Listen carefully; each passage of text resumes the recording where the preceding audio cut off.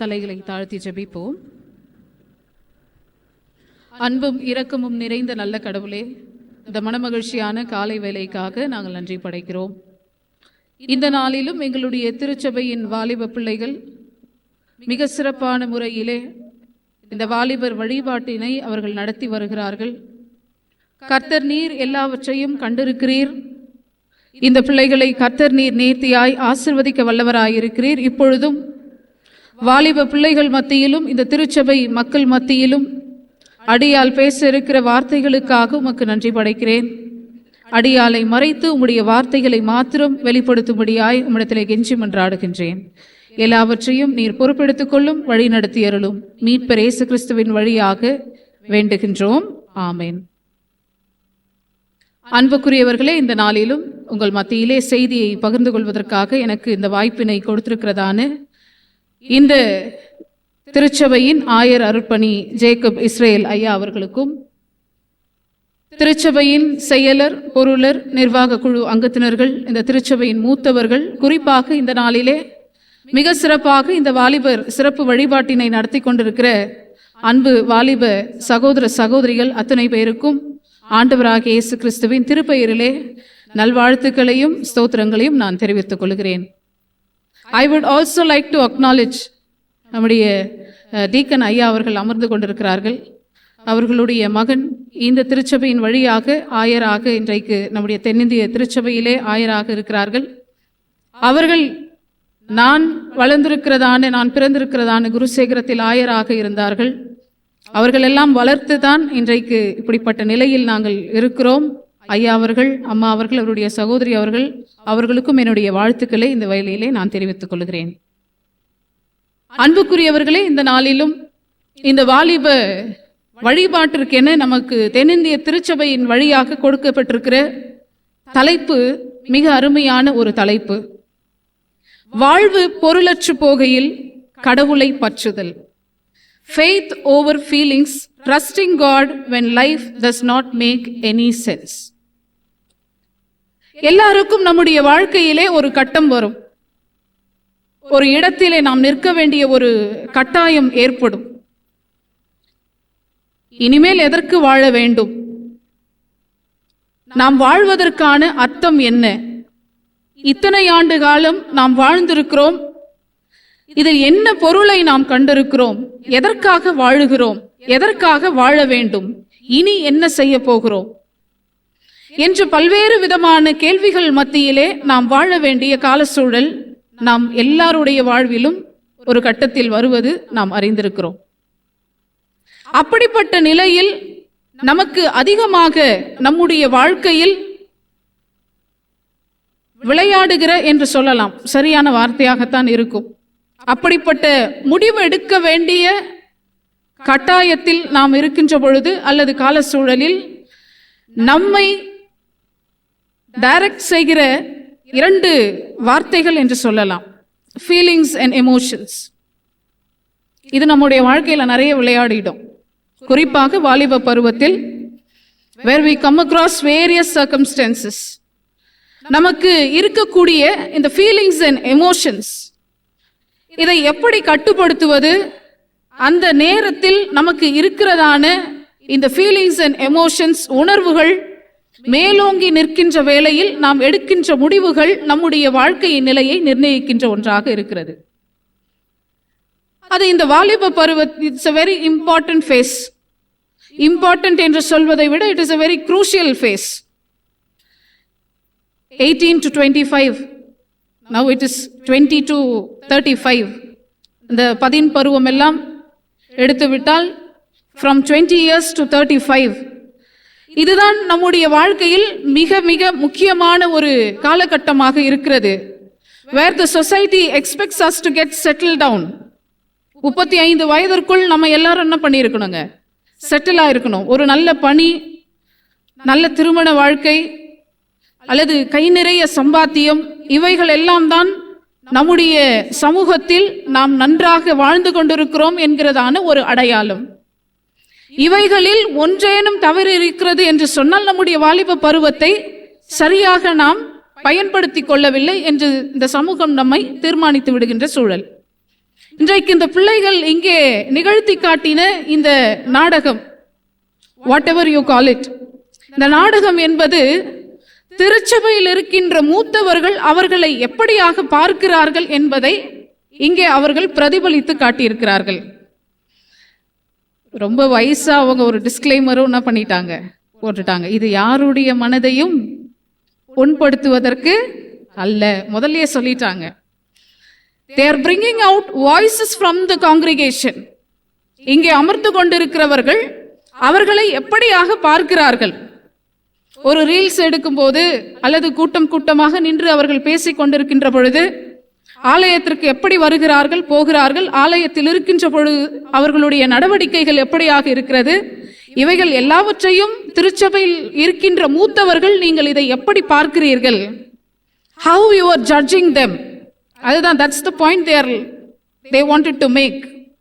எப்படியாக இந்த சமூகம் வாலிப பிள்ளைகளை பார்க்கிறது, இதையெல்லாம் உடைக்க வேண்டிய அந்த ஸ்டீரியோடிபிக்கல் திங்கிங், வாலிபர்கள் என்றால் இப்படித்தான் இருப்பார்கள், இப்படித்தான் இருக்கிறார்கள் என்கின்ற கருத்தை உடைக்க வேண்டும் என்று சொன்னால் முதலாவதாக நாம் நம்மை மாற்றிக்கொள்ள வேண்டிய அவசியம் நமக்கு ஏற்படுகிறது.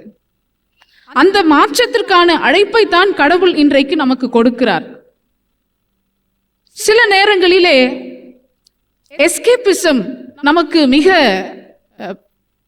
பிடித்தமான ஒரு காரியமாக இருக்கிறது. நம்ம எல்லாரும் நினைக்கிறோம் வாலிபர் நாட்களில் இப்படித்தான் இருக்க வேண்டும், யங்ஸ்டர்ஸ்னா அப்படிதாங்க இருப்பாங்க சொல்லுவோம். நம்ம அப்பா அம்மாலாம் என்ஜாய் பண்ணலையா, நம்ம முன்னோர்கள் எல்லாம் என்ஜாய் பண்ணலையா, அப்ப நாம என்ன பண்ணோம், இந்த லைஃப் என்ஜாய் பண்றதுக்கு கடவுள் நமக்கு கொடுத்திருக்கிறார் என்று நாம் நினைத்து கொண்டு இங்கே நகர்ந்து கொண்டிருக்கிறோம். முதலில் அந்த வாலிப தம்பி பயன்படுத்திய வார்த்தை அதுதான்.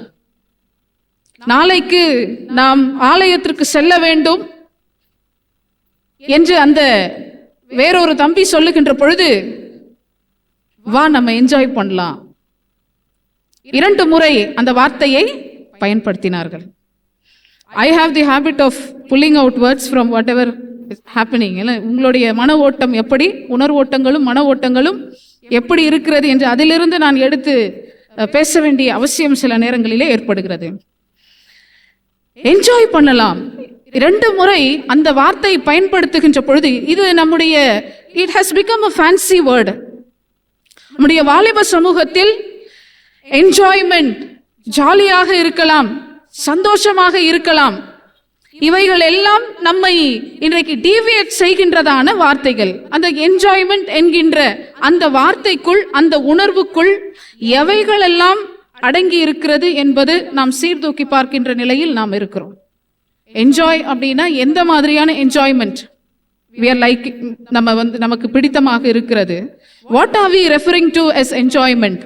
இந்த கால சூழலில் எப்படிப்பட்ட சந்தோஷங்கள் நமக்கு இருக்க வேண்டும், எவைகள் தேவையற்றது என்பதை பகுத்தறியத்தக்கதான ஞானத்தை நீங்கள் பெற்றுக்கொள்ள வேண்டும் என்று சொன்னால் அவைகளை நீங்கள் பெற்றுக்கொள்ளக்கூடிய இடம் திருச்சபையாகத்தான் இருக்கிறது.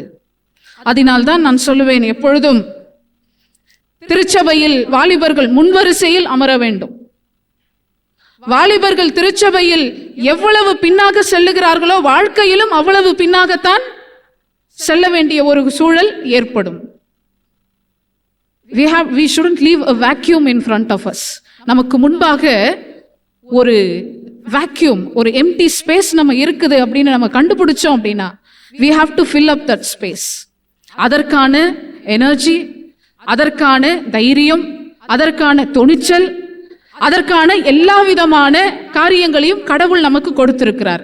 திருச்சபை தான் நாம் முன்பாக வந்து அமருவோம் என்று சொன்னால் திருச்சபையில், if we are ready to learn from the church, திருச்சபையில் வளருகின்ற பிள்ளைகளாக நாம் இருப்போம் என்று சொன்னால் உலகத்தை ஜெயிக்கிறது நமக்கு மிக எளிதான ஒரு காரியமாக மாறிவிடும். இன்றைக்கு நாம் வாசிக்க கேட்ட திருமறை பகுதிகள் தலைப்பிலேயே நமக்கு மிக அழகாக சொல்லி இருக்கிறார்கள். faith over feelings.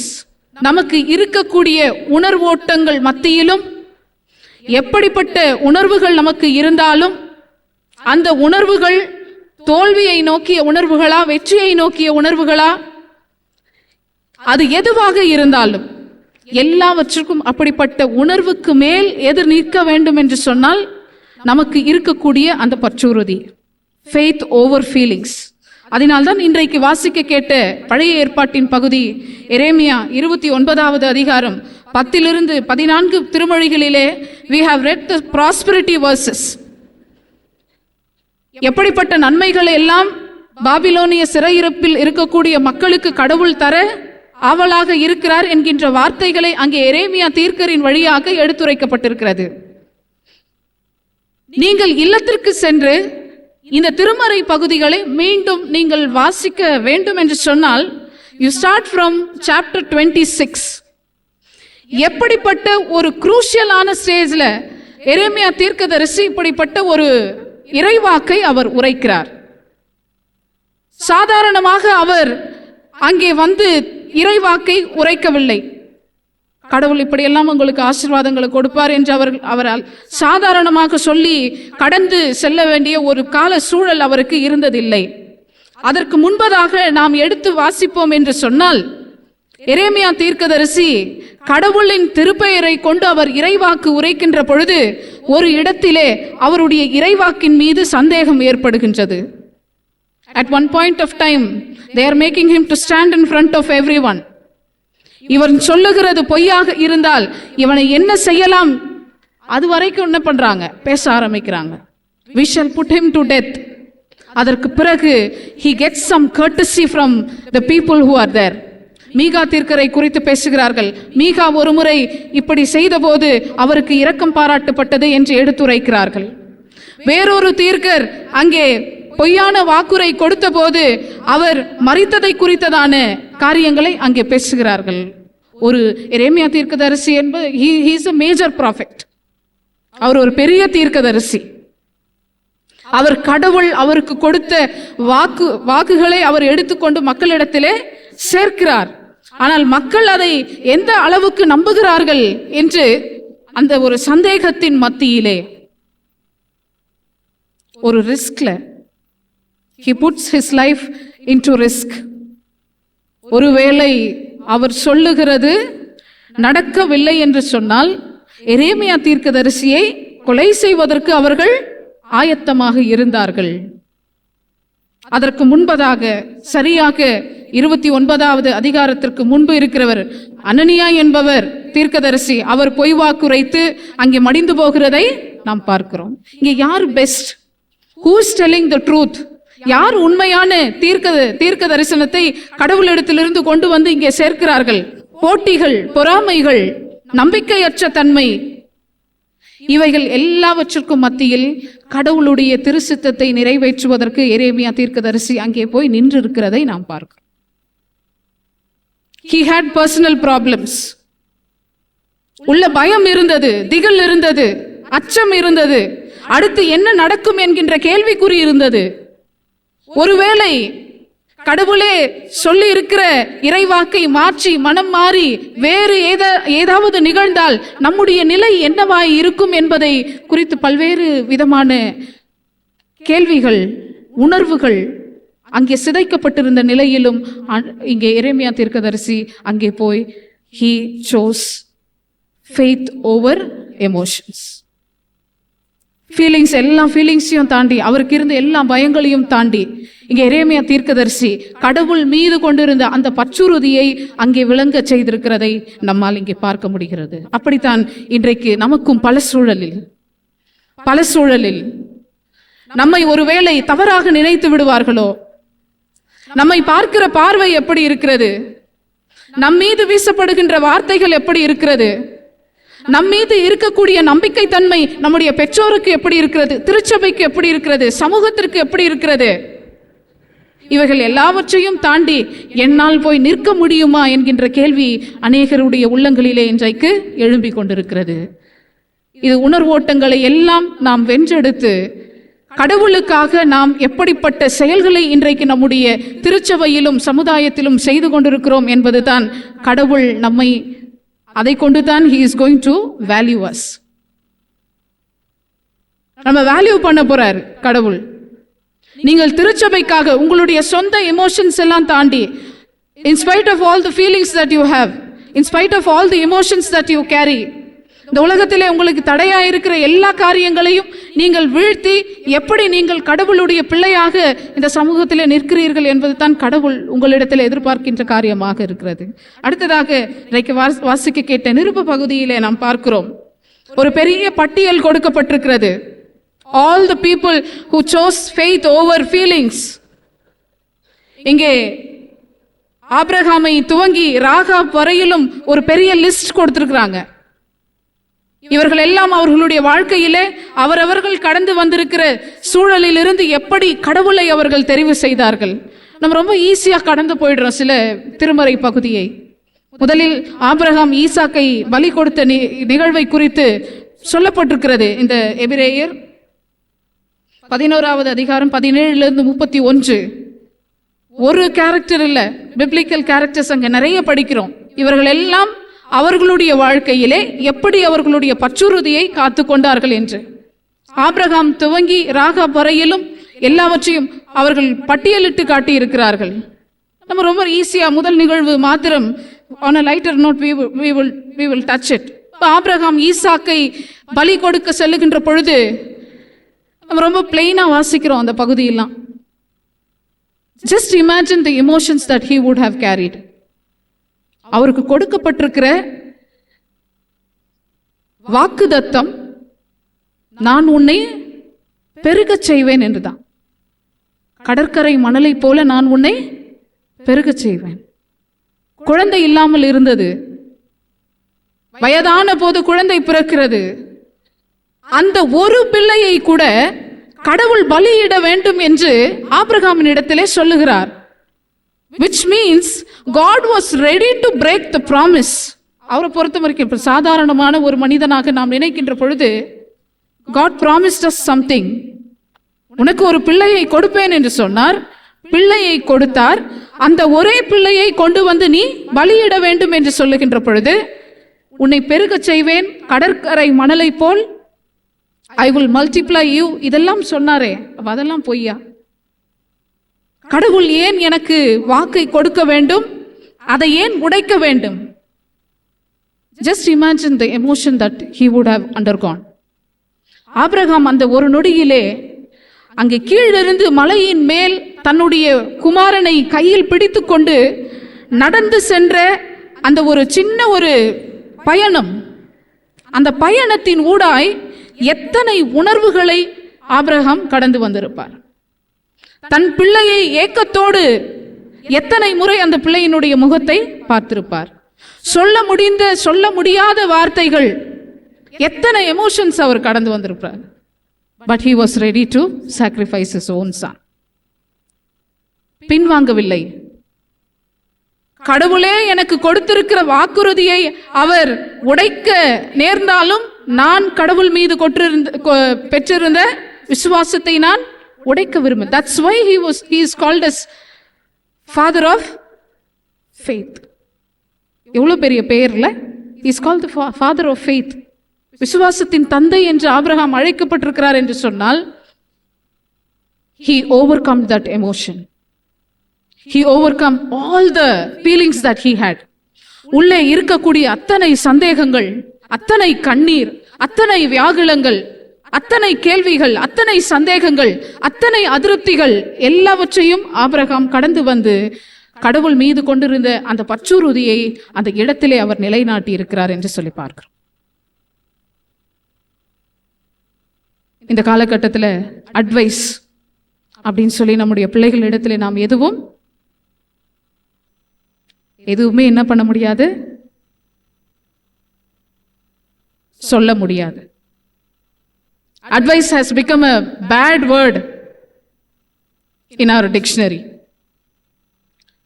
குறிப்பாக 10 பருவத்தில் இருக்கக்கூடிய பிள்ளைகளிடத்திலே பேச வேண்டும் என்று சொன்னால் parents have to sit and plan. முன்கூட்டியே என் பிள்ளைகளிடத்திலே நான் என்ன பேச வேண்டும். Because children are there openly, அவங்க சொல்ல ஆரம்பிச்சிட்டாங்க, I am very sensitive. இந்த வார்த்தை நம்ம இடையே அதிகமாக பயணித்து கொண்டிருக்கிறது. நான் ரொம்ப சென்சிட்டிவ் அப்படின்னு சொல்றோம். நான் ரொம்ப ஷார்ட் டெம்பர்டு அப்படின்னு சொல்றோம். அப்படி சொல்லிட்டா யாரும் நம்ம இடத்துல வந்து என்ன பண்ண முடியாது, ஒரு ஹாஷான ஒரு வேர்டை பேசுறதுக்கான அனுமதி நான் கொடுக்கவில்லை என்று அர்த்தம். You are not suppose to talk to me like that. பிள்ளைகள் இன்றைக்கு சொல்லுகிறார்கள். பிள்ளைகளிடத்திலே பேச வேண்டும் என்று சொன்னால் பெற்றோருக்கு முன்கூட்டியே திட்டமிட்டு அதை எப்படி சொல்ல வேண்டும், எந்த நேரத்தில் சொல்ல வேண்டும், எதை சொல்ல வேண்டும் என்று அதிகமாக இன்றைக்கு அமர்ந்து ஆலோசித்து பேச வேண்டிய சூழலில் இருக்கிறோம். செய்தித்தாள்களில் வாசிக்கின்றோம், 8 வயது பிள்ளை, 12 வயது பிள்ளை commit suicide. இதெல்லாம் எங்கிருந்து வருகிறது? What is the emotions that they carry? எதையெல்லாம் அவர்களால் கையாள முடியாத ஒரு சூழலுக்கு இன்றைக்கு தள்ளப்பட்டிருக்கிறார்கள். இதெல்லாம் எங்கிருந்து வருகிறது என்று சொல்லி இன்றைக்கு கூர்ந்து கவனிக்க வேண்டிய கட்டாயத்தில் நாம் இருக்கிறோம். ரொம்ப அழகா யூனிஃபார்ம் போட்டு உட்கார்ந்துருக்கிறீங்க. Some of the youngsters are sitting in the congregation too. நமக்கு பெற்றோர் அல்லது திருச்சபையில் இருக்கின்ற மூத்தவர்கள் அட்வைஸ் அப்படின்ற பெயர்ல எது சொன்னாலும் நமக்கு பிடிக்கிறது கிடையாது. இந்த அட்வைஸ் சொல்ற மூத்தவர்களை பார்த்து அல்லது நாங்கள் அந்த காலத்தில் எப்படி இருந்தோம் தெரியுமா என்று ஆரம்பிக்கிற அல்லது சொல்ல நினைக்கின்ற தாய்களையும் தந்தைகளையும் பார்த்து யங்ஸ்டர்ஸ் ஒரு பேர் வச்சிருக்கிறோம். என்ன பேர்னு சொல்ல முடியுமா? நீங்க சொல்லாதீங்க. தெரியுமா? Today I am going to make that awareness. இங்க அமர்ந்து கொண்டிருக்கிற தந்தைமார்கள், தாய்மார்கள், ஐயாவுக்கு கூட தெரியுமான்னு தெரியல. இப்படி அட்வைஸ் என்று நம்மிடத்திலே அமர்ந்து பேசக்கூடிய மூத்தவர்களுக்கு இன்றைக்கு இளைய சமூகம் ஒரு பெயர் வைத்திருக்கிறது. நீங்க ஆணாக இருந்தால் இப்ப சொல்லுங்க, பூமர் அங்கிள். நீங்கள் பெண்ணாக இருந்தால் பூமர் ஆண்டி.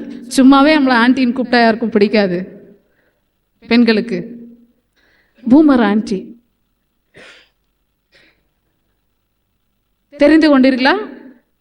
இதுதான் நன்மையான காரியங்களை பிள்ளைகள் மத்தியிலே பேச நினைக்கின்ற மூத்தவர்களுக்கு இளைய சமூகத்தினர் வைத்திருக்கிற பெயர், நமக்கு சூட்டி இருக்கிற பெயர். பேசினதையே திரும்ப திரும்ப பேசுவார்கள். பூமர் எப்படி இருக்குங்க? சாப்பிட்ட உங்களுக்கு தெரியும். அந்த மாதிரி என்ன பண்றோமா? பேசுறோம். இந்த புரிதல், I am taking you back to the Bible verse. இயேசு எங்கெல்லாம் பேசுகிறார்களோ எல்லாவற்றையும் தெளிவாக பேசி முடித்து விட்டு அழகா ஒரு வார்த்தையை சொல்லிடுவார், காதுள்ளவன் கேட்க கடவன். இதை ஏன் சொல்றாரு?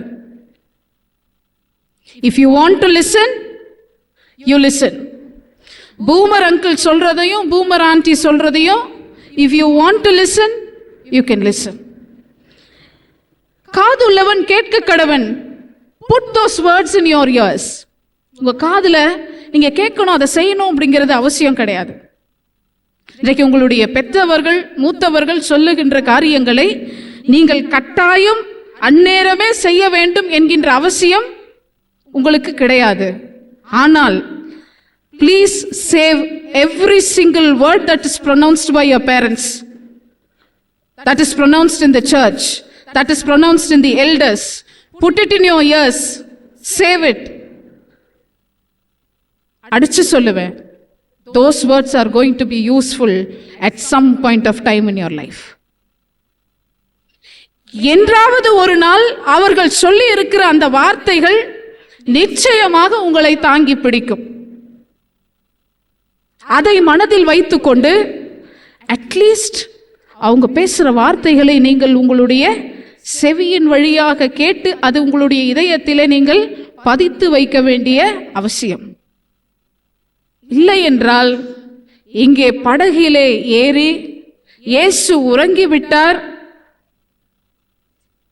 கடல் அங்கலாய்த்து கொண்டிருக்கிறது, நாம் மடிந்து போக போகிறோம் என்று இயேசுவோட கூட பயணம் செய்திருக்கிற சீடர்கள் அங்கே எப்படி அங்கலாய்த்தார்களோ அப்படித்தான் வார்த்தைகளை கேட்கவில்லை என்று சொன்னால் நீங்களும் ஒரு கால சூழலில் அங்கலாய்க்க வேண்டிய அவசியம் ஏற்படும்.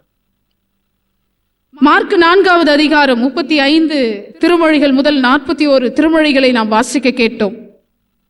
இந்த திருமொழிகளில் ஆண்டவராகிய இயேசு கிறிஸ்து சீடர்களை அக்கறைக்கு போவோம் வாருங்கள், ஆஃப்டர் டேக்கிங் லாங் செஷன்ஸ், கடலோரத்தில் அநேகரோடு கூட உவமைகளை பேசி வாழ்க்கையின் காரியங்களை குறித்து அவர்களிடத்தில் எடுத்து பேசி அக்கறைக்கு போவோம் வாருங்கள் என்று சொல்லி சீடர்களோடு கூட அவர் பயணத்தை மேற்கொள்ளுகிறார். which means நிறைய வேலை செஞ்சிட்டோம், கொஞ்சம் ரெஸ்ட் எடுக்கலாம். they are going to the other side of the shore. ஆண்டவராகிய இயேசு கிறிஸ்து படகில் ஏறி நிம்மதியாக அவர் உறங்குகிறார். கப்பலின் அடித்தட்டில் நிம்மதியாக இயேசு உறங்கிக் கொண்டிருக்கிறார். சீடர்களை வெறுப்பேற்றுகிறது போல் ஆங்கில திருமறையில் சொல்லுகிறது, he was lying on a cushion. நல்ல குஷன் பெட்ல இயேசு என்ன பண்ணிட்டு இருக்கிறாரு? உறங்கிக் கொண்டிருக்கிறார்.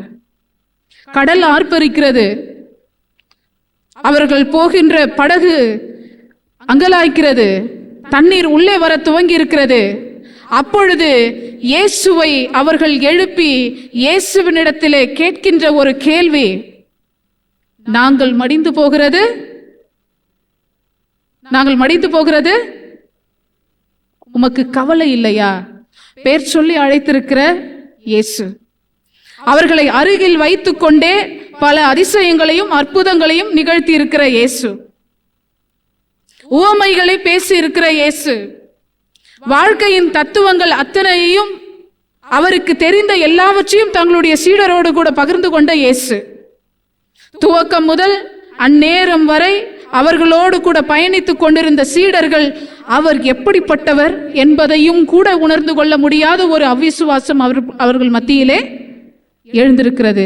அவர்கள் இயேசுவை பார்த்து கேட்கிறார்கள், நாங்கள் சாக போகிறோம், உமக்கு கவலை இல்லையா? Are you not worried? We are going to die. அப்பொழுது அவர்களுக்குள் இருக்கின்ற உணர்வுகள், சாகிறதற்காகவா எங்களை நீர் இதுவரையில் அழைத்து வந்தீர்? இயேசு காற்றையும் கடலையும் பார்த்து அவர் அதட்டுகிறார். இந்த கோபத்தை அவங்க கிட்ட காட்டல, because they are very sensitive people like us. இந்த கோபத்தை யாரிடத்தில் காட்டவில்லை? சீடர்களிடத்தில் உடனே காட்டவில்லை. அந்த கோபத்தை, அந்த அதிகாரத்தை, அந்த அதட்டலை, அந்த கடலை பார்த்து, அங்கலாய்த்து கொண்டிருக்கிற அந்த படகை பார்த்து, கடலை பார்த்து இயேசு ஒரு வார்த்தை சொல்லுகிறார். மயான அமைதி ஏற்படுகிறது. deadly silence. That is what Bible says. deadly silence அப்படின்னா என்னது? வகுப்பறையில நாம் பயன்படுத்துவோம் pin drop silence. அதுபோல deadly silence, ஒரு சின்ன மெல்லிய காற்று அடிக்கின்ற ஓசை கூட அடங்கிவிட்டது. அவ்வளவு அமைதி. அதற்கு பிறகுதான் காற்றையும் கடலையும் அமைதிப்படுத்திவிட்டு, தனக்கிருந்த கோபத்தையும் அவர் அமைதிப்படுத்திவிட்டு, அதற்கு பிறகுதான் சீடர்களிடத்திலே அவர் பேசுகிறார். என்ன பேசுறாருங்க? அந்த வசனம் வாசிங்க.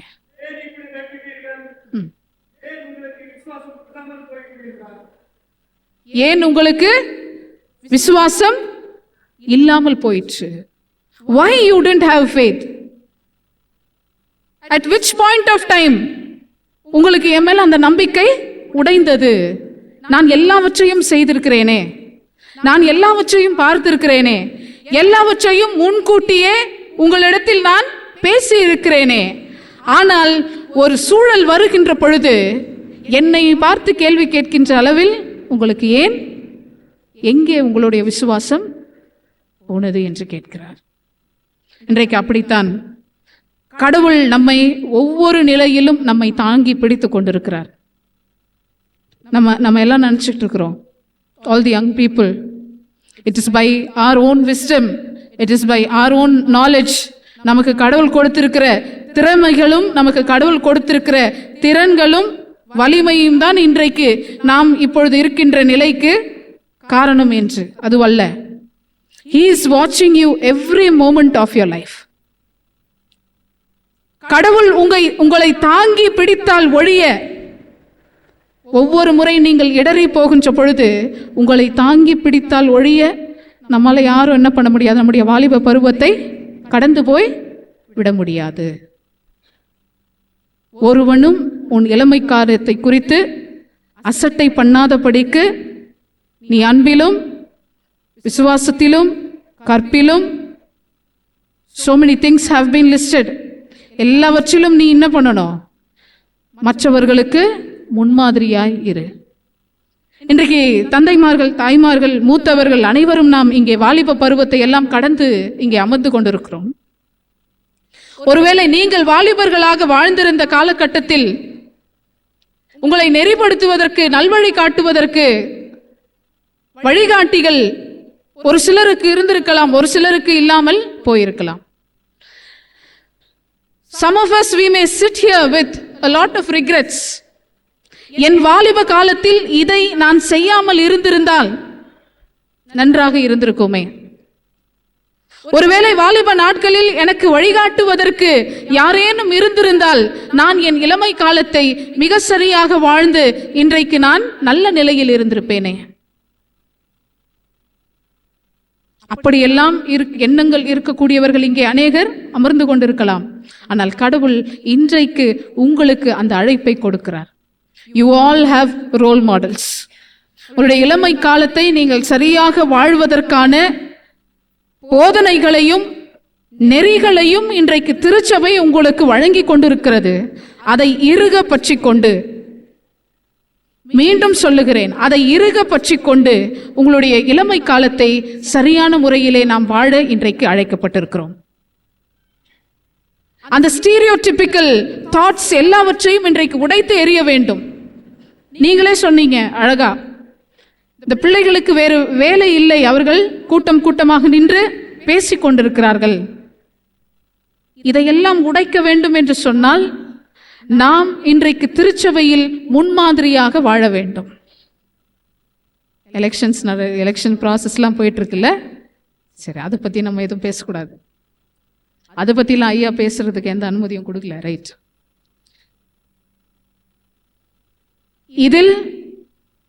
இதிலும் கூட சமாதானமான முறையில் எல்லாருக்கும் முன்மாதிரியாக வாலிபர்கள் நீங்கள் நிற்க வேண்டும். ஹல்லேலூயா, ஹல்லேலூயா சொல்லலாம். It's not a bad word. Hallelujah. Break that stereotypical thoughts. வாலிபர்கள் என்றால் அடித்துக் கொள்வார்கள், கூச்சல் எழுப்புவார்கள், இப்படித்தான் இருப்பார்கள். இது எல்லாவற்றையும் அந்த வார்த்தைகளை எல்லாம் மாற்றுவதற்கான வாய்ப்பு உங்களிடத்தில் தான் இருக்கிறது. அதை நம்முடைய பிள்ளைகள் அப்படி அல்ல என்று உடைய திருச்சபையின் மூத்தவர்கள் சொல்லுகின்ற வரையிலும் மாற்றத்துக்கான நோக்கத்தோடு கூட நீங்கள் பயணம் செய்கிறவர்களாக இருக்க வேண்டும். குறிப்பாக ஐ ஆல்வேஸ் ஸ்ட்ரெஸ், வாலிப பிள்ளைகளுக்கு நான் எங்கு சென்றாலும் ஒரு டிப்ஸ் ஒன்று கொடுப்பேன். அதை தைரியமாக சொல்லுகிறேன், நானும் அதை ஃபாலோ பண்றேன். With much confidence I can say that from the pulpit. What you don't do in front of your parents, you don't do it anywhere. உடைய பெற்றோர் இருக்கின்ற பொழுது நீங்கள் எதை செய்ய மாட்டீர்களோ அதை நீங்கள் எங்கேயும் செய்யாதீங்க. It's as simple as that. மறுபடியும் சொல்றேன், உள்வாங்கிக்கோங்க. உங்களுடைய பெற்றோர் இருந்தால் நீங்கள் எதை செய்ய மாட்டீர்களோ அதை நீங்கள் எப்பொழுதும் எங்கேயும் அதை நீங்கள் செய்யார்கள். Whether they are watching, whether they are not watching, whether they are present, whether they are absent, எதுவாக இருந்தாலும், என் அப்பா பார்க்கும்போது நான் இதை செய்ய மாட்டேன், அதை எங்கள் அப்பா பார்க்கலனாலும் நான் என்ன பண்ண மாட்டேன், செய்ய மாட்டேன். என் தாய் இருக்கின்ற பொழுது நான் இப்படியெல்லாம் நடந்து கொள்ள மாட்டேன். என் தாய் இல்லாத போதும், என் தாய் பார்க்காத போதும் நான் அதை, இது ஒரு விஷயத்தை நீங்கள் இறுக பற்றி கொண்டீர்கள் என்று சொன்னால் உங்களுடைய வாழ்க்கையினுடைய வழி தெளிவுபடும். தெளிவான பாதையை நீங்கள் நோக்கி செல்வீர்கள். ஒருவேளை இன்றைக்கு வேண்டுமானால் அவர்கள் பேசுகின்ற வார்த்தைகளை நீங்கள் அசட்டை பண்ணலாம்.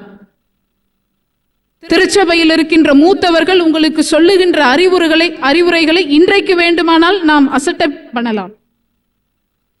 ஆனால் அதுதான் உங்களை நல்வழிப்படுத்துகின்ற, அதுதான் உங்களை வாழ்க்கையில் அடுத்த கட்டத்துக்கு எடுத்து செல்லக்கூடிய வார்த்தைகளாக. Those words are the words that is going to shape your life. ஏனென்றால் with much confidence they are not going to say anything harmful for you. உங்க பெற்றோரோ உங்களுடைய மூத்தவர்களோ நீ உங்களுடைய வாழ்க்கை கெட்டு போக வேண்டும் என்று உங்களுக்கு எதையும் அவர்கள் திணிக்கவும் மாட்டார்கள், அதை சொல்லவும் மாட்டார்கள். Of course, a very less percentage of parents நிறைய பேர் அந்த சைட்லயும் நிற்கிறாங்க.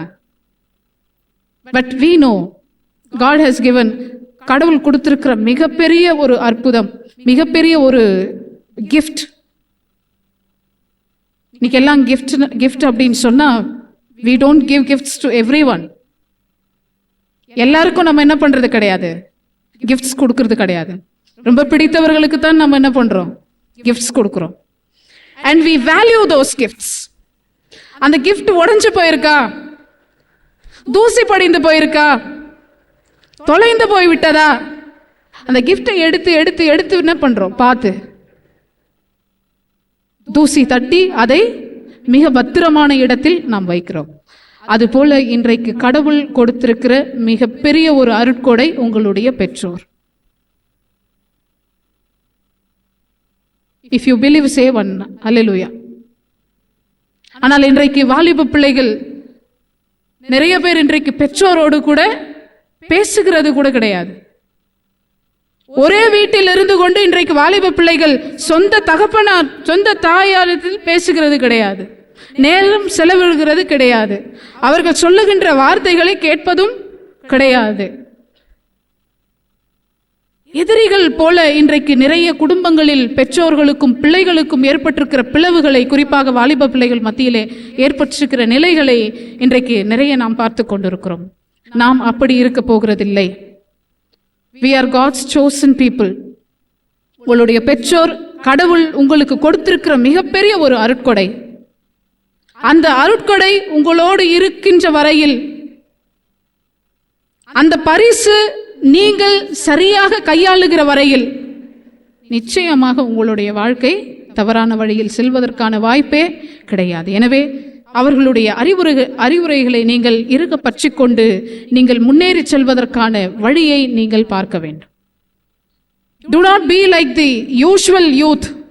யூஸ்வலா நம்ம இந்த வாலிப வயதில் செய்ய வேண்டிய எல்லா காரியங்களையும் செய்ய வேண்டும். இந்த காலகட்டத்தில் உங்களுக்கு அந்த பியர் குரூப் பிரஷர் என்று ஒன்று இருக்கிறது. 4 பேர் எப்படி செல்லுகிறார்களோ அப்படி நாமும் செல்ல வேண்டும் என்கின்ற ஒரு கட்டாயம் நமக்கு ஏற்படுகின்றது. இதெல்லாம் குறித்து நான் டீட்டெயிலா செஷன்ல பேசுறதுக்கு இருக்கிறேன். இந்த பியர் குரூப் பிரஷர், இந்த ஸ்ட்ரெஸ், இதெல்லாம் குறித்து நான் செஷனில் பேச இருக்கிறேன். எனவே நீங்கள் உங்களுடைய வாழ்க்கையை இன்றைக்கு சீர்தூக்கி பார்க்கின்ற நிலையில் இருக்கிறீர்கள். இயேசு உங்களுடைய வாழ்க்கையில் இருக்கிறார். காற்றும் கடலும் அவர்களை even when it disturbed, even when so many circumstances disturb in your life, only God can make it silent.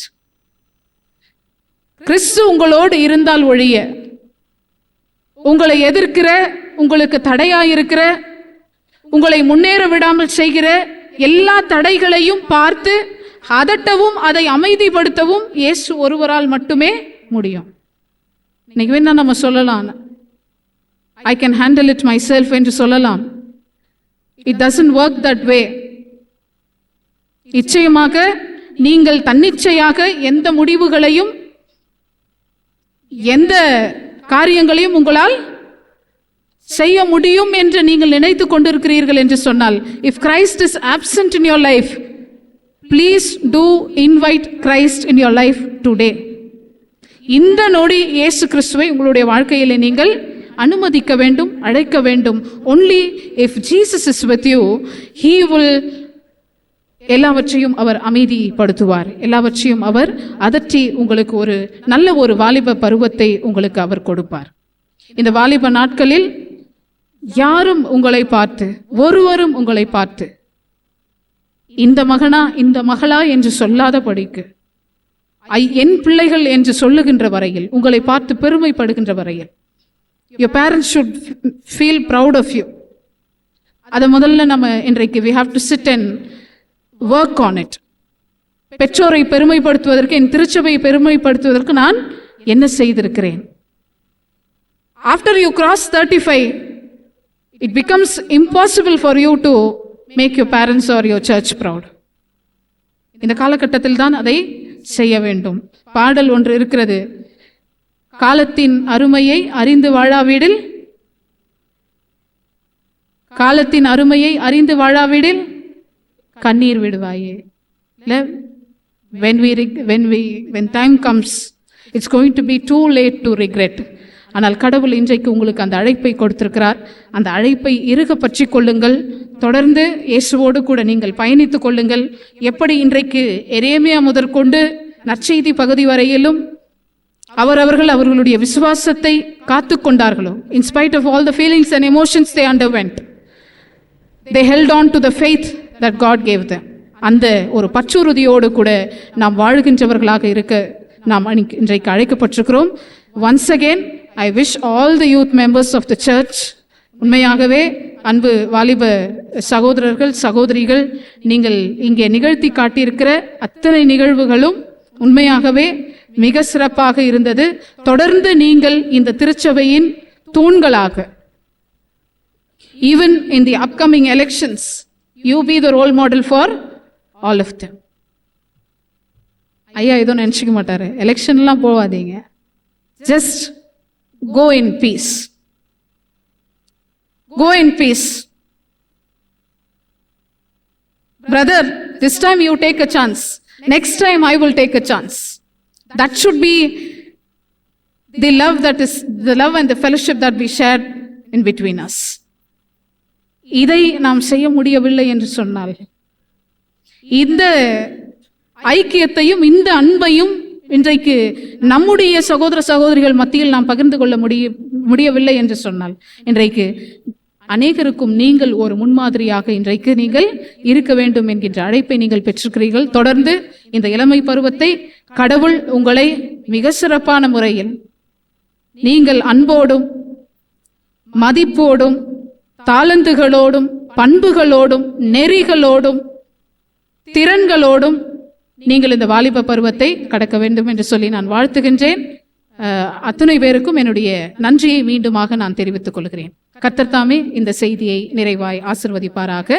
ஆமேன். நாம் நல்ல கடவுளே, இந்த நாளிலே கர்த்தாவே அருமையான வாலிபல் பிள்ளைகள் மத்தியிலே அடியாளை பேசுவதற்கு கர்த்தர் நீர் அழைத்திருக்கிற கிருபைக்காகவும், இதோ கர்த்தாவே அவர்கள் மத்தியிலே பேசி இருக்கிற வார்த்தைகளுக்காகவும், குறிப்பாக அந்த வார்த்தைகளில் ஒன்றேனும் அவர்களுடைய வாழ்க்கையை சீர்தூக்கி பார்க்கின்ற ஒரு உந்துதலாக அமைய கர்த்தர் கிருபை செய்தருளும். இப்பொழுதும் இந்த வாலிப பிள்ளைகளை பெற்றெடுத்திருக்கிற பெற்றோருக்காக நாங்கள் வேண்டுகிறோம். அவர்களை வளர்த்திருக்கிறதான அவருடைய குடும்பத்தின் மூத்தவர்களுக்காக நாங்கள் வேண்டுகின்றோம். இந்த இளம் பிள்ளைகளை நெறிப்படுத்துகிற திருச்சபையின் மூத்தவர்களுக்காக நாங்கள் வேண்டுகிறோம். எப்பொழுதும் இந்த திருச்சபை இளையோருக்கு நலம் அருளுகின்ற ஒரு இடமாக இந்த திருச்சபை விளங்க கர்த்தர் கிருபை செய்தருளும். எல்லாவற்றையும் கர்த்தர் நீர் ஆசீர்வதித்தருளும், ஏற்றுக்கொள்ளும். மீட்பர் இயேசு கிறிஸ்துவின் வழியாக நாங்கள் வேண்டுகின்றோம். ஆமென். நாம் அனைவரும்